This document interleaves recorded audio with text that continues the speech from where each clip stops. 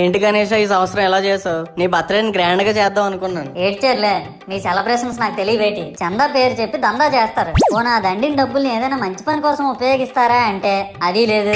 పైగా నా విగ్రహాన్ని కొనడానికి పెళ్లి సంబంధాల్లో పిల్లని చూడడానికి వెళ్ళినట్టు పొలోమను 10 మంది వెళ్తారు. అందులో ఒకడికి ఆ బొమ్మ నచ్చిందని, ఇంకోటికి ఈ బొమ్మ నచ్చిందని. నా కర్మ ఏంటంటే అక్కడ ఉన్నవన్నీ నా బొమ్మలే. మళ్ళీ తీరా 10 మందికి ఒక బొమ్మ నచ్చాక అమ్మేటోడు అలుసుగా తీసుకొని 10,000 15,000 అని బాంబు పేలుస్తాడు. ఎందుకురా బాబు ఇంత రేట్ అంటే కలకత్తా నుంచి తెప్పించామంటాడు. నాకు అర్థం కానిది ఏంటంటే ఎక్కడైతే నేను కలకత్తా నుంచి అయితే నాకన్నా మొనగాడు వస్తాడా, అక్కడ కూడా నేనే కదా. ఇలా నన్ను బజార్లో పెట్టి బేరం ఆడి నా మొహానికి ముసుగేసి వ్యాన్ ఎక్కిస్తారు. ఆ వ్యాన్ డ్రైవర్ గాడు నేనున్నానని కూడా చూడకుండా ఏదో ఆలోచించుకుంటూ డ్రైవ్ చేస్తా గతకల్లో గబ్బి గుబ్బి మని తించేసి నా కాల్లో చెయ్యి ఎరగొట్టేస్తాడు. ఈ విషయం చందాలు ఇచ్చిన చిన్నోళ్ళకి తెలిస్తే మళ్ళీ ఇరిగిపోయిన బొమ్మ పెట్టకూడదని ఏ బొమ్మ రాసి కవర్ చేసేస్తాడు. సరేలే, జరిగిందేదో జరిగింది, నా భక్తులే కదా, కూల్ బ్రో అని చిల్లయ్యే లోపు నన్ను పందిర్లో పెట్టి ముసుగు తీసి నాకన్నా పొడుగుండే సౌండ్ బాక్సులు 2 నా చెవులు పక్కన పెట్టి